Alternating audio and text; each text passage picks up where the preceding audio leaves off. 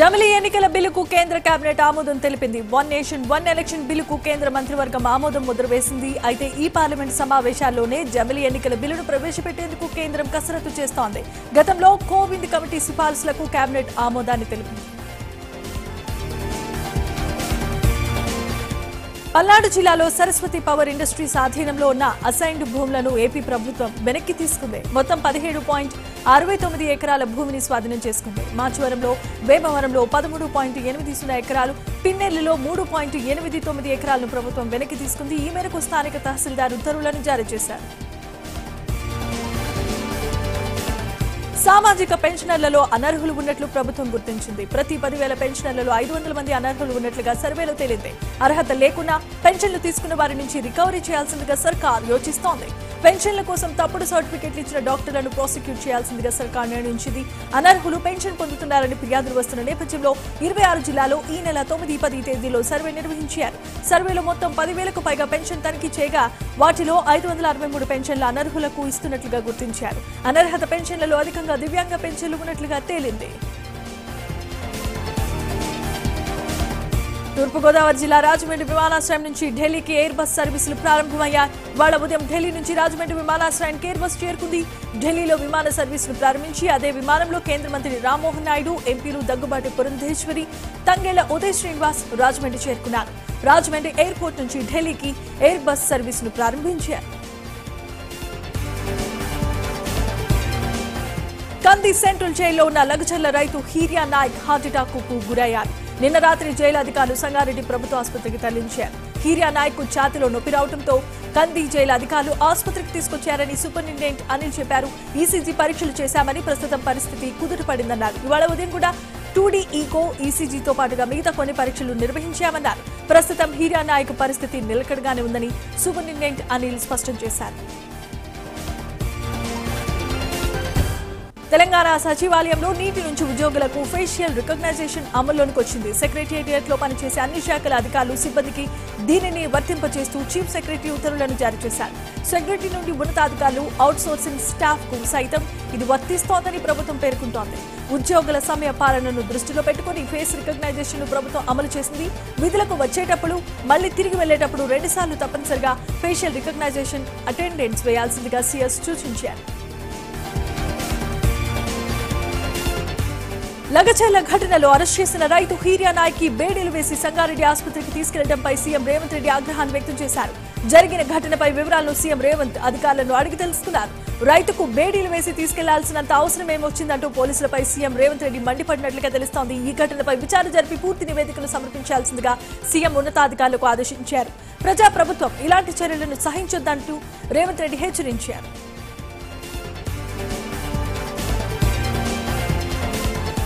6 నెలల పరిపాలనలో అనేక అడుగులు వేశామని, ప్రజల ఆశలు, ఆకాంక్షలు నెరవేరుస్తున్నామంటూ సీఎం చంద్రబాబు ట్వీట్ చేశారు. ఏపీలో కూటమి ప్రభుత్వం ఏర్పడి 6 నెలలు గడిచింది. బాధ్యతలు చేపట్టిన తొలి క్షణం నుంచి ప్రజల ఆశలను, ఆకాంక్షలను తీర్చేందుకు కృషి చేస్తున్నామని తెలిపారు.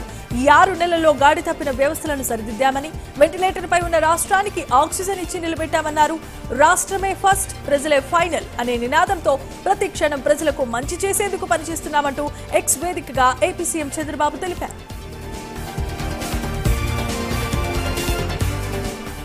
ఏపీ అసెంబ్లీ ఎన్నికల్లో దారుణ ఓటమితో వైసీపీకి వరుస షాక్లు తగులుతున్నాయి. సీనియర్ నేతలు ఒక్కొక్కరు పార్టీని విడిచి వెళ్లిపోతున్నారు. తాజాగా మాజీ మంత్రి అవంతి శ్రీనివాస్ వైసీపీకి రాజీనామా చేశారు. భీమిలి నియోజకవర్గ ఇన్ఛార్జి పదవి నుంచి తప్పుకుంటున్నానని, తనకు అవకాశం కల్పించినందుకు ధన్యవాదాలు తెలిపారు. తాను 2009లో మెగాస్టార్ చిరంజీవి ఆశీస్సులతో రాజకీయాల్లో వచ్చిన విషయాన్ని గుర్తు చేశారు. చిరంజీవి, నాగబాబు, పవన్ కళ్యాణ్ ఆశీర్వాదంతో భీమిలి ఎమ్మెల్యేగా గెలిచారని స్పష్టం చేశారు. వరంగల్ జిల్లా హనుమకొండలో కళోచి కళాక్షేత్రానికి పగుళ్లు ఏర్పడ్డాయి. 4.5 ఎకరాల్లో 53 కోట్ల రూపాయల అంచనా వ్యయంతో గత ప్రభుత్వం ఈ భవన పనులను ప్రారంభించింది. అయితే ఈ భవనం పనులను కాంగ్రెస్ ప్రభుత్వం పూర్తి చేసి గత నెల 19న అట్టహాసంగా ప్రారంభించింది. నెల రోజులు కాకముందే ఇలా భవనానికి పగుళ్లు ఏర్పడటంపై పలు ఆరోపణలు వెలువెత్తుతున్నాయి. కాంగ్రెస్ ప్రభుత్వాన్ని నిలదీస్తూ మాజీ మంత్రి కేటీఆర్ ట్వీట్ చేశారు. రేవంత్ రెడ్డిది ప్రభుత్వమా లేక అబద్దాల ఫ్యాక్టరీనా అంటూ కేటీఆర్ విమర్శించారు. కాంగ్రెస్ ప్రభుత్వం మాటలు చేతలు అన్ని అబద్ధమే అంటూ ఆరోపించారు. అర్ధ సత్యాలు అభూత కల్పనలతో ఇంకెన్నాళ్లు మోసం చేస్తారంటూ కేటీఆర్ ప్రశ్నించారు. కాకి లెక్కలతో ప్రజలను మోసగించడమే మీ విధానమా అంటూ ట్వీట్ చేశారు ఆయన. 50,000 కోట్లు 65,000 కోట్ల వడ్డీలు అంటూ అవాస్తవాల బల్లింపు ఎవరి కోసం అంటూ నిలదీశారు. ఢిల్లీకి మూటలు మోసేందుకా లేక నీ జేబు నింపుకునేందుకా అంటూ ప్రశ్నించారు. అబద్ధానికి అంగి లాగు వేస్తే రేవంత్ అని మళ్లీ నిరూపించుకున్నారంటూ మాజీ మంత్రి కేటీఆర్ ఎక్స్ వేదికగా విమర్శించారు.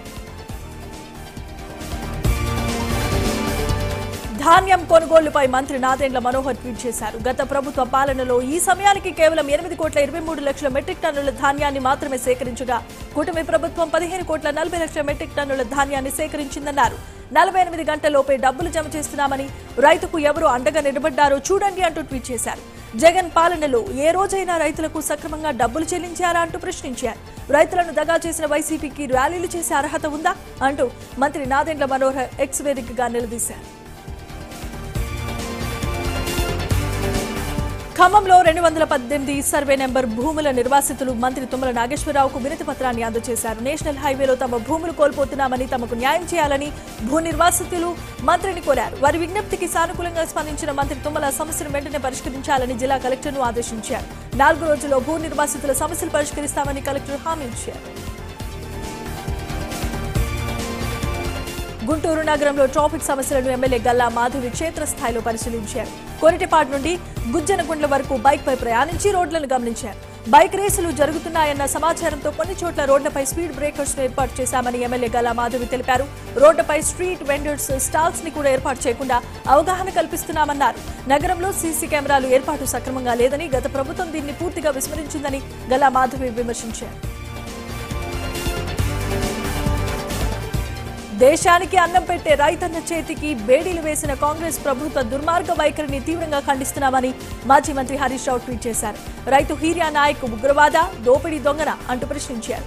రైతుల పట్ల ఎందుకింత కర్కశంగా వ్యవహరిస్తున్నారంటూ ఆయన ప్రభుత్వాన్ని ప్రశ్నించారు.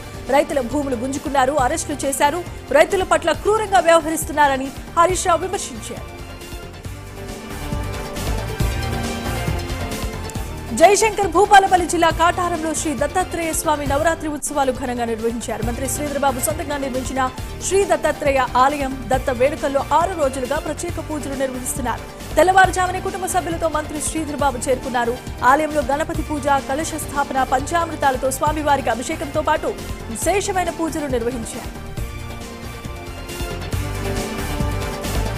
జమ్మూ కాశ్మీర్లో ల్యాండ్ మైన్ పేలి అనంతపురం జిల్లా నార్పాలకు చెందిన జవాన్ వెంకట సుబ్బయ్య వీరమరణం పొందారు. వెంకట సుబ్బయ్య పార్థివ దేహాన్ని జమ్మూ కాశ్మీర్ నుండి ప్రత్యేకమైన విమానంలో బెంగళూరుకు తీసుకొచ్చారు. అక్కడి నుంచి రోడ్డు మార్గాన నార్పాలకు తరలించారు. వీరమరణం పొందిన జవాన్ వెంకట సుబ్బయ్యకు నివాళులర్పిస్తూ నార్పాల క్రాసింగ్ నుండి ఇంటి వరకు ప్రజలు కొవ్వొత్తుల ర్యాలీ నిర్వహించారు. అనంతరం ప్రభుత్వ లాంఛనాలతో వెంకట సుబ్బయ్య అంత్యక్రియలు నిర్వహించారు. నల్గొండ జిల్లా నకరేకల్లో ప్రభుత్వ పాఠశాలలో సీఎం కప్ మండల స్థాయి క్రీడలను ఎమ్మెల్యే వీరేశం ప్రారంభించారు. క్రీడాకారులతో కలిసి వాలీబాల్ ఆడారు. క్రీడల్లో విద్యార్థులు రాణించాలని ఎమ్మెల్యే కోరారు. గ్రామీణ ప్రాంత విద్యార్థులను రాష్ట్ర స్థాయికి తీసుకురావాలనే ఉద్దేశంతో సీఎం రేవంత్ రెడ్డి ఈ టోర్నమెంటును నిర్వహించారని అన్నారు. విద్యార్థులు చదువుతో పాటుగా క్రీడల్లోనూ రాణించాలని సూచించారు. రాష్ట్ర స్థాయిలో రాణించిన వారికి ప్రభుత్వం ₹1,00,000 బహుమానం అందిస్తుందని ఎమ్మెల్యే తెలిపారు. జనగామ జిల్లా పాలకుర్తిలో ఘరానా మోసం వెలుగులోకి వచ్చింది. సైబర్ నేరగాలు పీఎన్బీ బ్యాంకు ఉద్యోగికి కుచ్చుటోపి పెట్టారు. పాలకుర్తి మండలంలో పంజాబ్ నేషనల్ బ్యాంకులో లఖావత్ ప్రతాప్ విధులను నిర్వహిస్తున్నారు. ప్రతాప్ అకౌంట్ నుంచి సైబర్ నేరగాళ్లు ₹115,000 మాయం చేశారు. తన అకౌంట్ నుంచి డబ్బులు పెద్ద మొత్తంలో మాయం కావడంతో ప్రతాప్ పాలకుర్తి పోలీసులను ఆశ్రయించారు. జనసేన పార్టీని తిరుగులేని శక్తిగా తీర్చిదిద్దేందుకు జన సైనికులంతా అవిశ్రాంత కృషి చేయాలని సామినేని ఉదయ్ భాను అన్నారు. ఎన్టీఆర్ జిల్లాలో పెనుగంచిప్రోలులో జరిగిన వివిధ కార్యక్రమాల్లో సామినేని ఉదయ్ భాను, జనసేన పార్టీ సమన్వయకర్త తమ్మళ్లపల్లి రమాదేవి పాల్గొన్నారు. ఈ సందర్భంగా పలు గ్రామాలకు చెందిన నాయకులు, కార్యకర్తలు జనసేన పార్టీలోనికి చేరారు. అనంతరం పెనుగంచిప్రోలు, ముచ్చింతాల గ్రామాల్లో జనసేన పార్టీ జెండాను ఆవిష్కరించారు. కృష్ణా జిల్లా అవనిగడ్డలో యథేచ్ఛగా అక్రమ ఇసుక రవాణాపై చెల్లపల్లి పోలీసులు కొరడా జులిపించారు. చెల్లపల్లి మండలం నడుకుదురు రేవులో అక్రమ ఇసుక తరలింపును ఎస్ఐ సుబ్రహ్మణ్యం పోలీసు సిబ్బందితో కలిసి అడ్డుకున్నారు. అక్రమంగా ఇసుక తరలిస్తున్న 7 ట్రాక్టర్లను సీజ్ చేసి పోలీస్ స్టేషన్ కు తరలించారు. ఇసుక రవాణాకు పాల్పడుతున్న వారిపై పోలీసులు కేసు నమోదు చేశారు. కాకినాడ జిల్లాలో ఈ నెల 14న నీటి సంఘాల ఎన్నికలు జరగనున్నాయి. ఈ నేపథ్యంలో ఎన్నికల్లో పోటీ చేసే కూటమి అభ్యర్థులను అఖండ మెజారిటీతో గెలిపించాల్సిందిగా మాజీ ఎమ్మెల్యే వర్మ కోరారు. అభ్యర్థులను గెలిపించే బాధ్యత రైతులు తీసుకుంటే పంటలకు పుష్కలంగా నీరు అందించే బాధ్యత తాము తీసుకుంటామని స్పష్టం చేశారు. ఎన్టీఆర్ జిల్లాలో ఇసుక అక్రమార్కులు రెచ్చిపోతున్నారు. అర్ధరాత్రి అక్రమంగా 6 లారీలలో ఇసుకను తెలంగాణకు తరలించేందుకు ప్రయత్నించారు. సమాచారం అందుకున్న సీఏ వెంకటేశ్వరరావు, ఎస్ఐ సూర్య పోలీసు సిబ్బందితో కలిసి విజయవాడ హైదరాబాద్ జాతీయ రహదారిపై లారీలపై మెరుపు దాడిని చేశారు. 4 ఇసుక లారీలను స్వాధీనం చేసుకున్నారు. నిందితులను అదుపులోకి తీసుకుని కేసు నమోదు చేసి దర్యాప్తు చేపట్టారు. అవినీతి కేసులో అరెస్ట్ అయిన ఏఈఈ నిఖేష్ కుమార్ ను ఏసీబీ అధికారులు చంచల్గూడ జైలు నుంచి కస్టడీకి తీసుకున్నారు. నాంపల్లి ఏసీబీ కార్యాలయంలో నిఖేష్ కుమార్ ను విచారిస్తున్నారు. 4 రోజుల పాటు కస్టడీకి ఏసీబీ కోర్టు అనుమతినిచ్చింది. నిఖేష్ కుమార్ 100 కోట్ల అక్రమ ఆస్తులను కూడబెట్టారని ఏసీబీ అధికారులు చెబుతున్నారు. నిఖేష్ సమక్షంలో బ్యాంక్ లాకర్లను ఏసీబీ అధికారులు ఓపెన్ చేయనున్నారు. ఇప్పటికే నిఖేష్ స్నేహితుడి బ్యాంక్ లాకర్లో సొత్తును అధికారులు స్వాధీనం చేసుకున్నారు. నిఖేష్ లాకర్లు తెరిస్తే మరిన్ని ఆస్తులు బయటపడే అవకాశం ఉంటుందని అధికారులు అంటున్నారు. మంత్రి కొల్లు రవీంద్ర ఇంట విషాదం చోటు చేసుకుంది. కొల్లు రవీంద్ర సోదరుడు కొల్లు వెంకటరమణ గుండెపోటుతో మృతి చెందారు. సోదరుడు మరణ వార్త తెలుసుకుని హుటాహుటిన మచిలీపట్నానికి మంత్రి రవీంద్ర వెళ్లారు.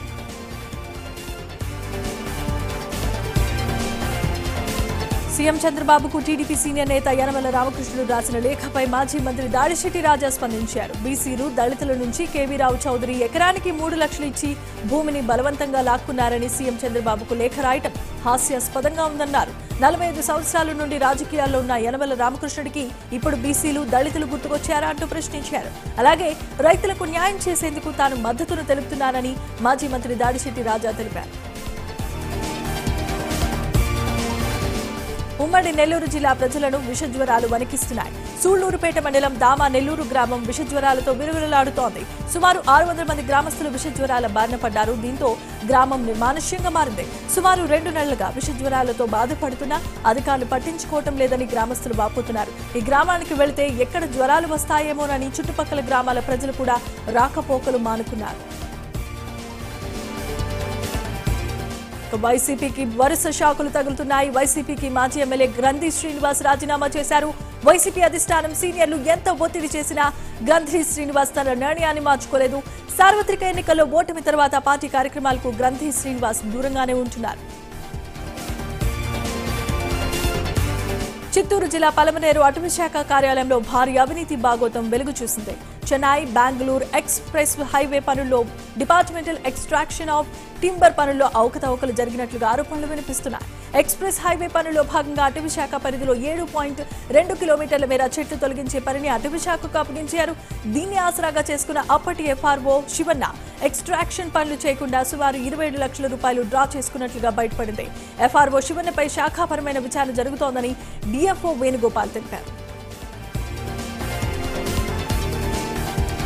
తిరుమల శ్రీవారిని హీరో అల్లు అర్జున్ సతీమణి స్నేహారెడ్డి దర్శించుకున్నారు. ఉదయం నైవేద్య విరామ సమయంలో శ్రీవారిని దర్శించుకుని మొక్కులు చెల్లించుకున్నారు.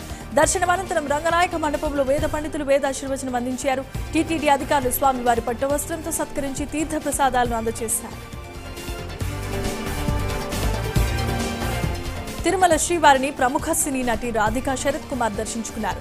వీఐపీ విరామ సమయంలో స్వామివారి సేవలో పాల్గొని మొక్కులు చెల్లించుకున్నారు. దర్శనం అనంతరం ఆమెకు వేద పండితులు వేదాశీర్వచనం అందించగా ఆలయ అధికారులు పట్టు వస్త్రాలతో సత్కరించారు. ములుగు జిల్లా ఏజెన్సీ గ్రామాలను పెద్ద పులి వణికిస్తోంది. వెంకటాపురం మండలంలో 6 గ్రామాల్లో ప్రజలు భయంగా గడుపుతున్నారు. రామచంద్రాపురం గ్రామ శివార్లలో పులి సంచరిస్తోంది. దీంతో రామచంద్రాపురం, అలబాక, బోధాపురం, తిప్పాపురం, సీతారాంపురం గ్రామాల ప్రజలు భయాందోళనతో ఉన్నారు. అటవీ శాఖ అధికారులు పులి పాదముద్రలు గుర్తించారు. ప్రజలు అడవుల్లోనికి వెళ్లొద్దని పోలీసులు, అటవీ శాఖ అధికారులు హెచ్చరించారు.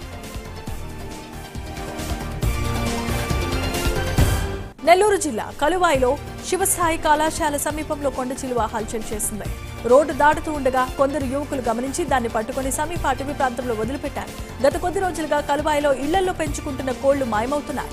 ఇదిలా జరుగుతుందో గ్రామస్తులకైతే అర్థం కాలేదు. ఎట్టకేలకు కొండ చిలువను యువకులు చాకచక్యంగా పట్టుకుని అటవీ ప్రాంతంలో వదిలిపెట్టడంతో అందరూ ఊపిరి పీల్చుకున్నారు.